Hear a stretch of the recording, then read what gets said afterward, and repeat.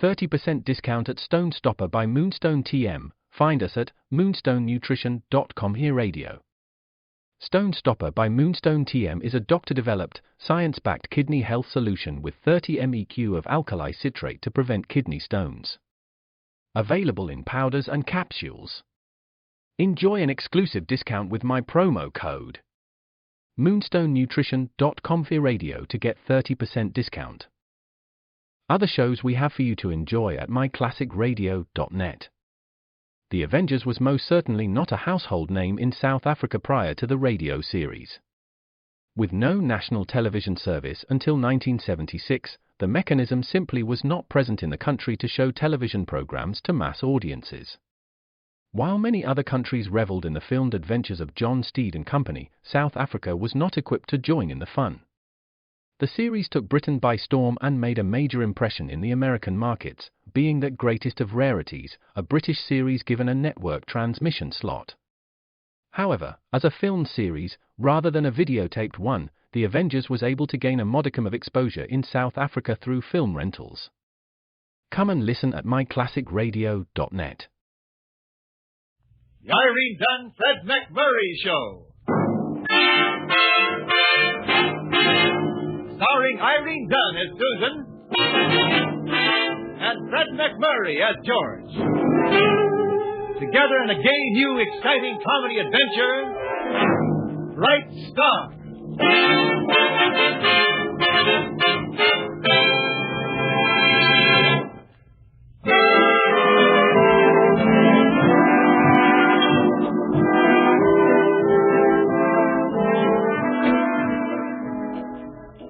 The Irene Dunne-Fred MacMurray Show with Irene Dunne as Susan Armstrong, owner and editor of the Hillsdale Morning Star, and Fred MacMurray as George Harvey, her ace reporter. Things, as usual, are happening in the offices of the Morning Star, and as usual, they're happening to Susan and George.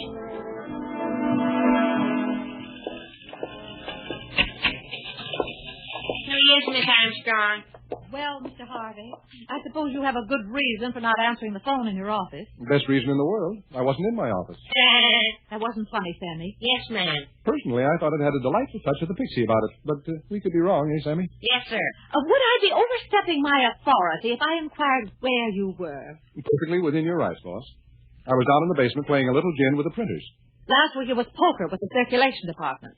Today it's gin with the printers. Probably working yourself up to matching pennies with the newsboys. That wasn't funny, Sammy. Yes, sir. Sammy will decide those things for himself. Yes, boss.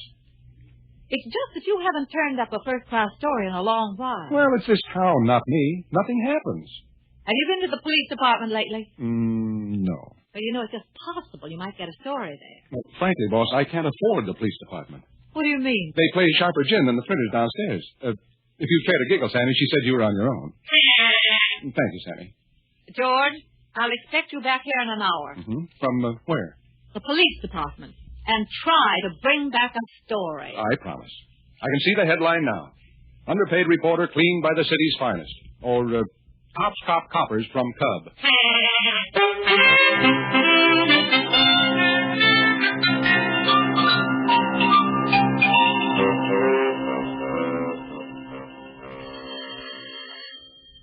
Excuse me, Harvey. Sergeant Barry. Yeah? Yeah? Okay, take one of the squad cars, have a look. Anything hot, Sergeant? Yeah, some kids shooting tin cans with BB guns. What's wrong with that? Yeah, their cans happen to be on the shelves of the Acme Grocery Company. Oh, well, that might make a story, and again, it might not. Hey, Sarge, I heard a little rumor the other day. Just wondering about it. Yeah, so? A couple of big-time gamblers in town. You didn't hear anything. Joe and Dave Roberti and some of the boys. They're staying at the Grandview Motel. Well? I just thought you might want to do something about it. Like what? How should I know? You're the law. Until they kill somebody, I can't even get them for income tax evasion. They've been here for 5 days. I can count. What do they want? How would I know? Well, why don't you ask them? I did. Yeah? What did they say? They didn't seem to want to tell me. Unfriendly, eh? Very. Well, sooner or later, the Morning Star will find out why they're here. If you do, you tell me. If I do, you'll read it in the paper. By the way, Sergeant, you do read, don't you? Everything, including the riot act. And if you're not out of here... Don't get excited, Sergeant. I was just on my way.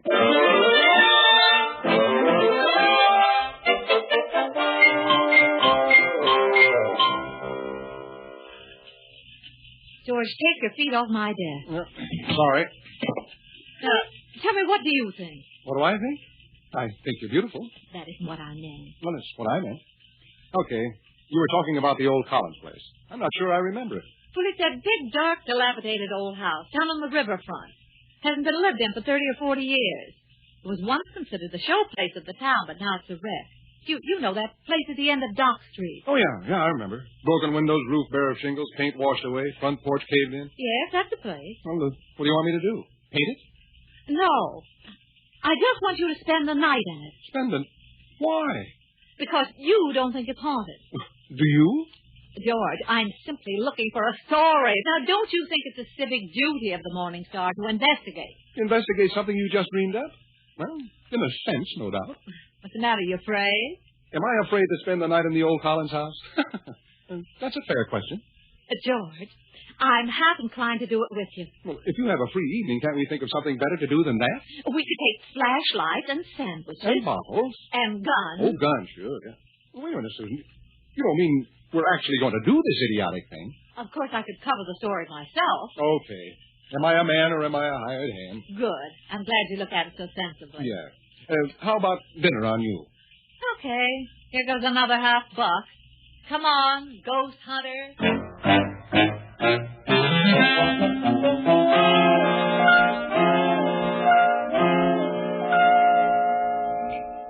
Susan, doll. Miss Armstrong. Miss Armstrong, doll, I've got to make a phone call. Would you excuse me? Sure. Keep my dinner warm for me. All right.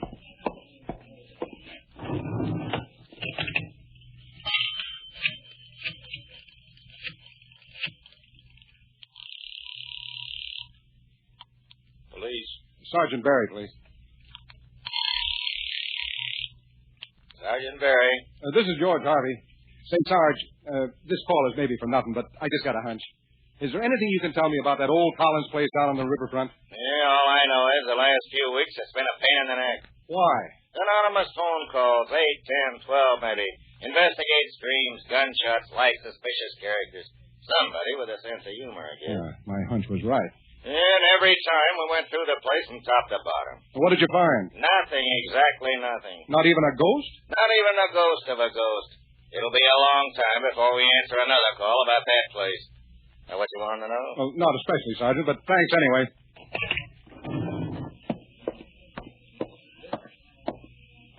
To make your call? Yeah. Susan, what a sneaky thing to do. You knew all about those anonymous calls to the cops? Yes, of course. Of course, she says.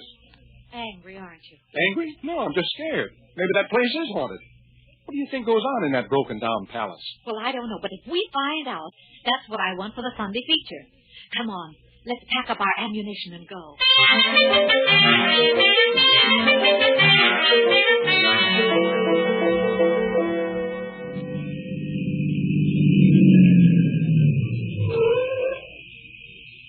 Well, here we are. Yeah. I think it's going to rain. It is raining. No, it couldn't be wrong. Oh, lightning. Check. Lightning. Thunder. Right again. Want me to hold your hand? The hand of the editor and publisher of the Morning Star? Yes. Thunderstorms scare me to death. Do you mind if I seem to be pressing my face against your chest? No, not at all. It isn't raining, rain, you know. It's raining cats and dogs. I've heard it sung better. And if it's raining, have no regrets. There will be puddles out in the streets. Regrets. No, well, I'm a reporter, not a poet. And the shower has passed for the moment, anyway. Yeah, so it is. Well, now we're here. We go right into that black, deserted hulk of unknown cares. Huh? I wonder if people think it's haunted. George, look. Yeah. Yeah, it looks like somebody's moving around in there with a light. Yeah. Oh, well. George, what are you going to do? Editors and publishers ask the silliest questions. Now, George, wait. I'm coming too.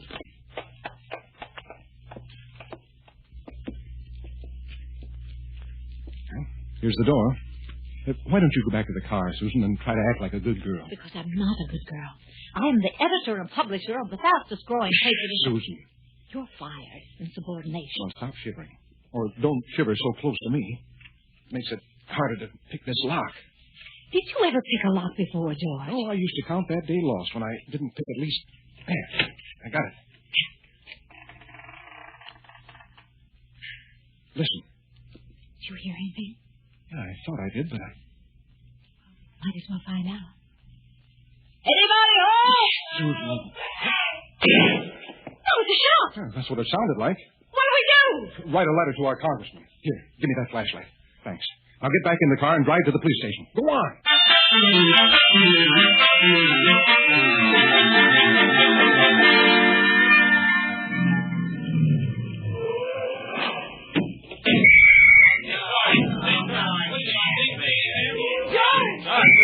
George, I'm so glad you're not hurt. Won't this make a wonderful story? Sure. I can see the headlines. Reporter not hurt. It'll kill the people and sell enough papers to stop on a medium-sized rat hole. Hiya, Sergeant. Well, George, anything for publicity. Huh? What do you mean? You know how many times we've gone through this dump. We wouldn't have come this time if it hadn't have been for Miss Armstrong, who made the report. She says you heard somebody shot. But I did, Sergeant, didn't we, George? We certainly did. And I found the body. It's in there, right at the end of the hall. Dead? Very dead. Let's go, boys. Miss Armstrong, you stay where you are. George Harvey, you come with me. Now tell me, George, what'd you find? A man about my size, shot through the head. There's the door. Open it and see for yourself. Well, I don't know, Sergeant. Where's the body? So help me, Sarge, he was lying here, right here with a hole through his head. Dead. Dead as a smoked herring. And he got up and walked away, huh? That's the way it looks, doesn't it? Also, it looks as if this whole affair was a publicity stunt for the Morning Star. And as for you, Harvey, I'm going to crucify you. I'm going to make a special point of it. Come on, men, let's get out of here.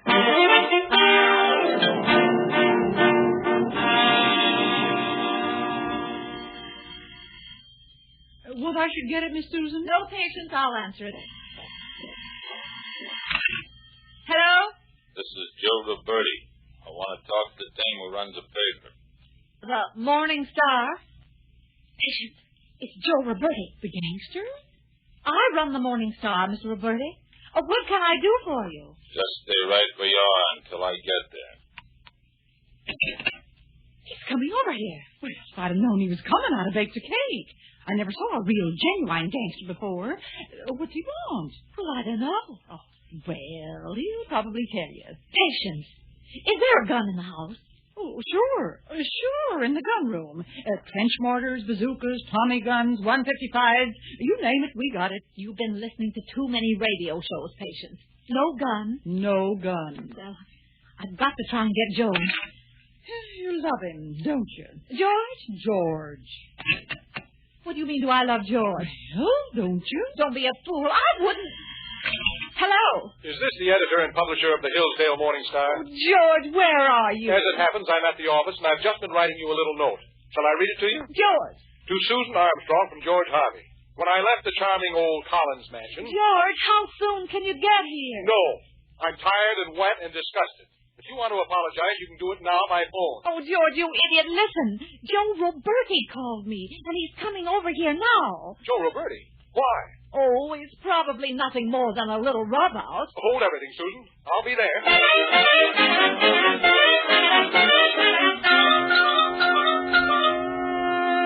And Miss Susan, I suppose you're going to want sandwiches and stuff for your gangster friend. Don't you dare leave this room, Patience. Don't worry. When this Roberti mug comes, I'll be sitting here knitting.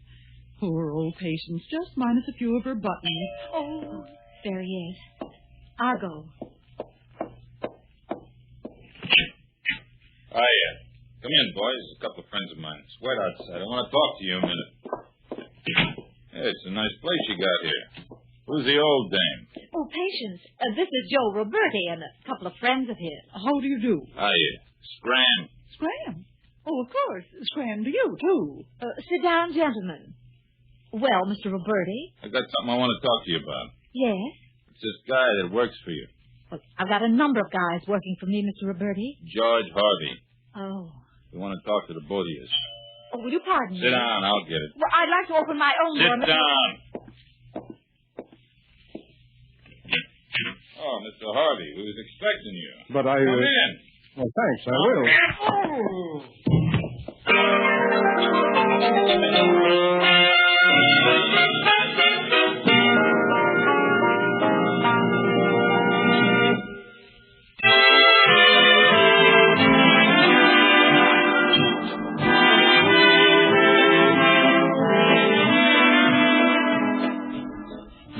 back to our two stars, Irene Dunne and Fred MacMurray, and the second act of our story. Something violent and unfriendly happened to George Harvey's head when he met gangster Joe Roberti at Susan's front door. Now he's slowly, painfully coming to.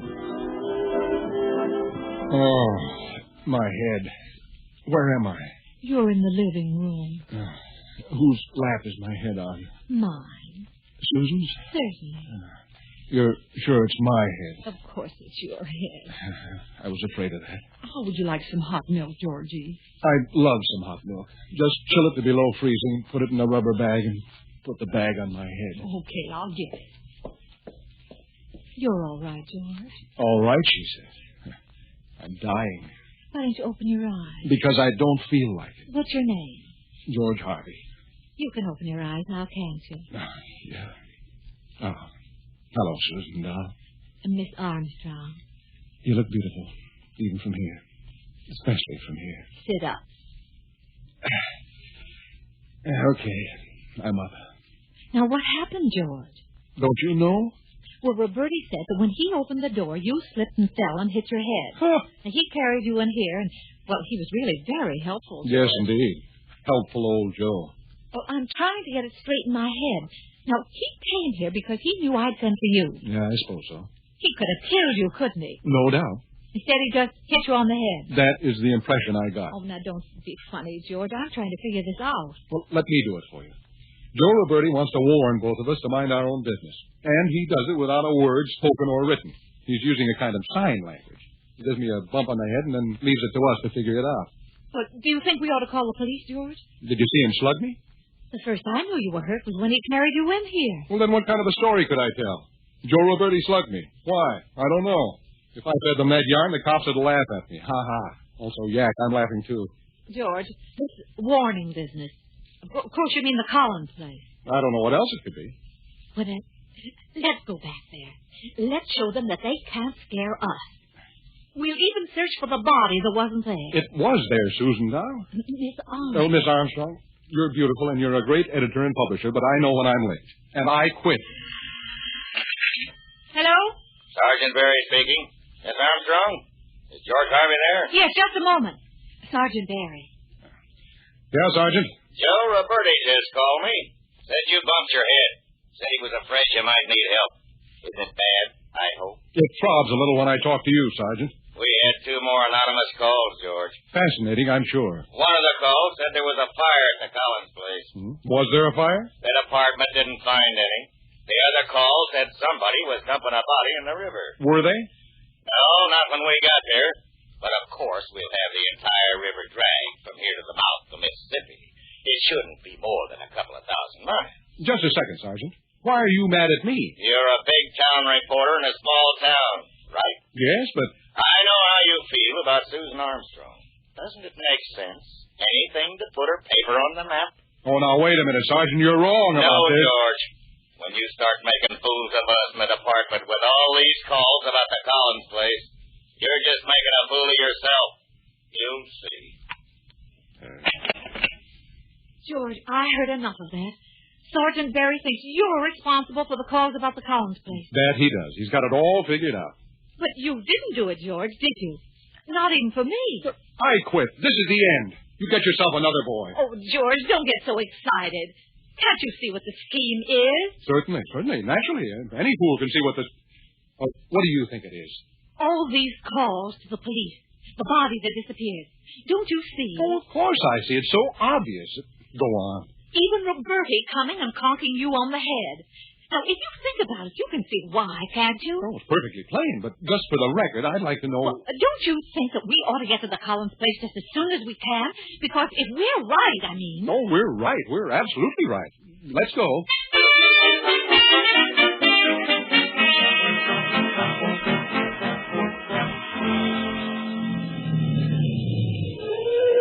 Why here?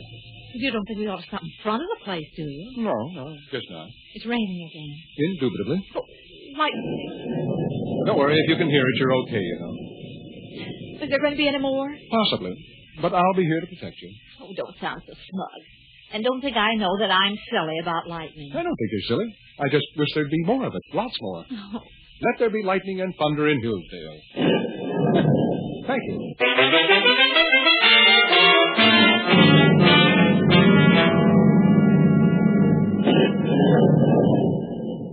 George, when the lightning flashed, did you see what I saw? On the riverbank? Yeah. I'm not wrong, then. Looked like a barge out there, and they're loading something heavy into the old house. I guess if we call the police, they'd laugh at us, wouldn't they? They certainly would. And I wouldn't be surprised if that's what this whole thing has been about. Cry wolf until the cops won't listen anymore. What should we do? You want to know what I think? What? We ought to go home, go to bed, pull the covers over our heads, and forget that we saw anything. George, what do you think's going on in there? I couldn't have put that question better myself, Susan.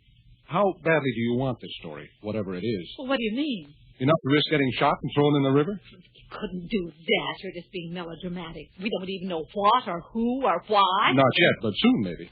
Look in the rearview mirror. We're getting out of here. Yeah, that did it. It's Joe Roberti and those other two. Yeah. Hello, Roberti. Out, both of you. Mr. Roberti, I am... Bring them, boys. Oh, don't. Yeah, sorry, lady. Yeah, they're clean. Okay, walk.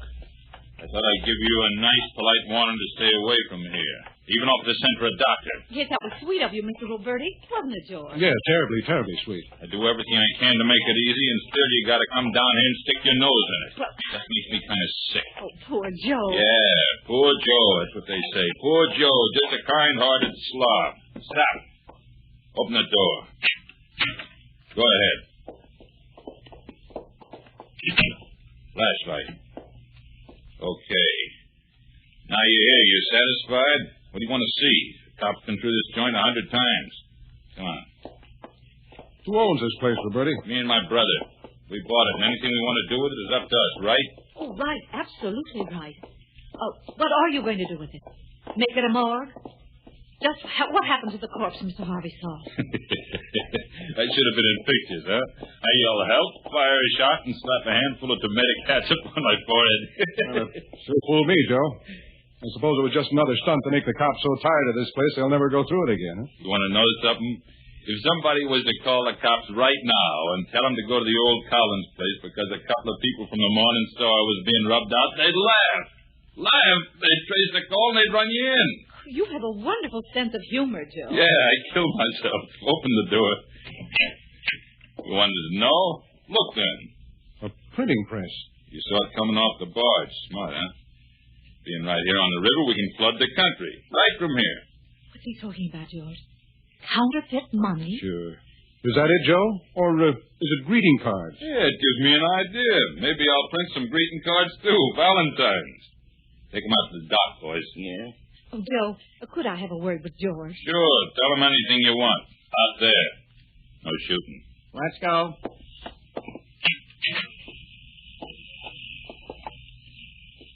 He said I could talk to him. Go ahead. Talk. George, I'm sorry. Yeah, I'm sorry, too. Give me your hand, Susan. You're cold. Can you swim? No. That's what you think.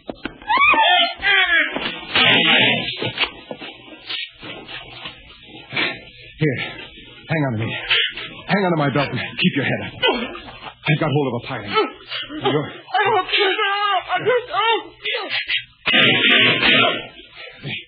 They can't see us, but they can hear us. With all that gunfire, we're going to have every prowl car in the neighborhood. Lift up the dock and pull her up with him. You get it? I think so. Good. Throw your gun in the river. You gotta get out of here. We're okay. They won't go through this place again. If they're gone, will it be all right to mention that I'm about to drown? Hang on, Susan.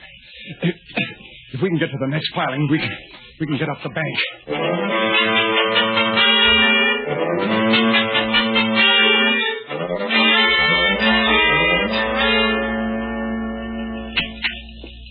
Mr. Harvey, what do you read? What paper do you read? Just give it to me, Sammy. Yes, sir, right off the press. Read all about it. Counterfeit ring smash, heroic rescue. Sammy! Yes, Just leave the paper here. One copy on Mr. Harvey's desk and one on mine. You don't need to sell it to us, you know. Okay. I guess I'm just a copy boy, a jerk, a squirt, a dope, a dummy. So it's wrong to get excited about the biggest story of all time? Sammy, scram. Scram. I know what's going on. You two want to be alone. Well, Sammy's getting to be quite an understanding young man. Yeah, he's learning early. You're not getting any younger, George. Meaning? You just might start learning to understand me. Oh, okay. Teach me. Would this help? Well? Okay, teacher. I'm learning. You know something? What, George? Wait till the pupil starts giving the teacher lessons.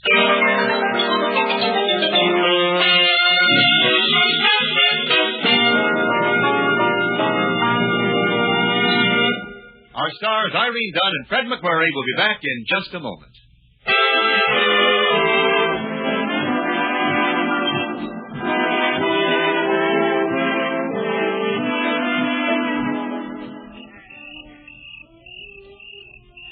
Nice out here on the porch, Susan, huh? Mm-hmm. Nice moon. Nice moon. Cool breeze. Not too cool, just about right, I'd say. Of course, wearing a coat you wouldn't notice. Notice what? Well, George, the evenings do get a little chilly. Oh, want to go inside? Of course not. Well, if you're cold, I could get you a wrap. Sit still, George. Okay. Susan, about that haunted house story, I think we can get a good follow-up. George. Huh? Remember what you said about the pupil giving the teacher lessons? Oh, yeah. It was just an idea I had. It's getting chilly out here. Cold. You want my coat? No, just a sleeve. Huh? Oh, I get it. Yeah. How's this, teacher? Wonderful. Pupil. Just wonderful.